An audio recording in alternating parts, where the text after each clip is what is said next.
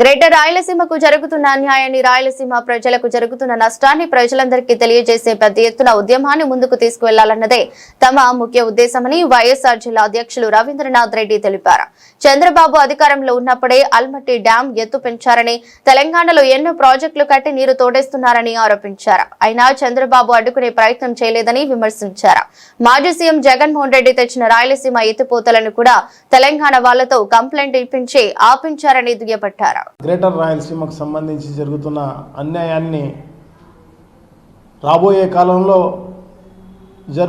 జరగబోతున్న మనకు జరిగే నష్టాన్ని ప్రజలకు, రైతులకు అందరికీ వివరించి వారందరినీ కూడగట్టుకుని పెద్ద ఎత్తున ఉద్యమాన్ని కొనసాగించాలన్నదే ప్రధాన ఉద్దేశం.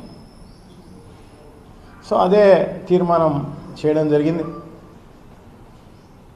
ఎందుకంటే ఇదేదో మన రాబోయే కాలంలో వచ్చే ఎలక్షన్స్లో వైఎస్ఆర్ కాంగ్రెస్ పార్టీ అధికారంలోకి వస్తే చేద్దాంలే అనేది కాదు. ఎందుకంటే బవాచావత్ ట్రిబ్యునల్ అనే ట్రిబ్యునల్ అవార్డు ఈ మధ్యలో కూడా వచ్చే అవకాశం ఉంటుంది. అప్పుడు మనం నష్టపోయే కార్యక్రమం జరుగుతుంది. అందుకోసమే ఈ ప్రభుత్వాన్ని నయాన్నో భయాన్నో ఒప్పించి ఖచ్చితంగా ఇది పూర్తి చేయాలన్నదే ప్రధాన ఉద్దేశం. ఎందుకంటే రాయలసీమ ప్రజలు, రైతులు వీళ్ళందరూ కూడా వలసలు పోకోకుండా, ఆత్మహత్యలు చేసుకోకుండా ఉండాలి అంటే ఖచ్చితంగా మనం పోరాడాల్సిన అవసరం తప్పకుండా ఉంది. మన భవిష్యత్ తరాలు బాగుండాలి అంటే తప్పకుండా మనమందరం కూడా పోరాడాల్సిన అవసరం తప్పకుండా ఉంది. ఇంటింటికి బయలుదేరాల్సిన అవసరం తప్పకుండా ఉంది. రోడ్డు మీదకి రావాల్సిన అవసరం తప్పకుండా ఉంది.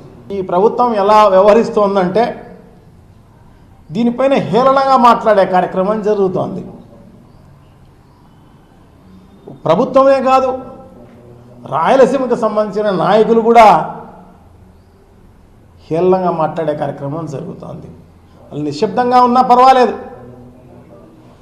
కానీ రాయలసీమలో పుట్టి ఏదో తల్లి రొమ్మును గుద్దినట్టుగా పాలు తాగి అట్లా ఉపయోగించకుండా కనీసం రాయలసీమ ప్రాజెక్టులపైన అప్పు చేసినా కూడా ప్రజలు అంగీకరించే కార్యక్రమం జరుగుతుంది. ఒక రాయలసీమ ప్రాజెక్టులే కాదు, పోలవరంకు సంబంధించి అక్కడ ఎత్తు తగ్గిస్తూ ఉంటాయి కేంద్ర ప్రభుత్వం. మనం చూసి చూడనట్టు వదిలేసేస్తే నిజంగా నష్టపోయే వాళ్ళు ఎవరు? రాయలసీమకు మేలు చేసిన వాళ్ళే, ఈ ప్రాజెక్టులకు మేలు చేసిన వాళ్ళే. మిగతా ముఖ్యమంత్రులు అందరూ ఇతను తప్ప. ఇతను వచ్చినాడంటే నష్టమే. వాతావరణ పరిస్థితులు సహకరించవు. చంద్రబాబు కరువు, 2 కవల పిల్లలు వెనక ముందు వచ్చేస్తూ ఉంటాయి. ఇదే కాదు, ఇదే అదని అనుకుంటారో ఏమో మిగతా రాష్ట్రాలు.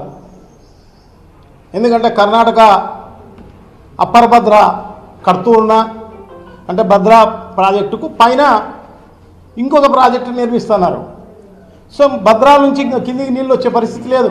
తుంగభద్ర నుంచి ఆల్మట్టి డ్యామ్ ఎత్తును పెంచే కార్యక్రమం చేస్తున్నారు. సో ఎత్తును పెంచి అక్కడే 120 టీఎంసీలు వాళ్ళు వాడుకునే కార్యక్రమం చేస్తారు. నారాయణపూర్ డ్యామ్ ఎత్తును చేసే కార్యక్రమం చేస్తున్నారు. ఇవన్నీ అక్రమంగా చేసేటే ఇవన్నీ కూడా. సో బజావత్ ట్రిబ్యునల్ అవార్డు వచ్చేటప్పటికి ఇవన్నీ కూడా ఆన్గోయింగ్లోనో లేకపోతే అవి పూర్తి చేసి ఉంటేనో వాటర్ను అలొకేట్ చేసే అవకాశం ఉంటుంది. దానికి 84,000 కోట్ల రూపాయలు ఒట్టి భూసేకరణకు, ప్రాథమికంగా జరిగే పనులకు అన్ని వేల కోట్ల రూపాయలు వాళ్ళు మొన్న కర్ణాటకలో బడ్జెట్లో అవన్నీ కూడా అప్రూవ్ చేసిన పరిస్థితి. చేస్తున్నా కూడా మనం ఏమాత్రం పట్టించుకున్న పరిస్థితి లేదు. మిగతా ప్రతిపక్షాల వాళ్ళని పిలుచుకుపోవచ్చు, మేమంతా కలిసి వస్తాం. నువ్వు పిలిస్తే ఢిల్లీకి వేసుకుపోవచ్చు, అక్కడ ఉద్యమాలు చేయవచ్చు, ఎన్జిటీలో కంప్లైంట్ చేయవచ్చు, సుప్రీంకోర్టులో వేయవచ్చు,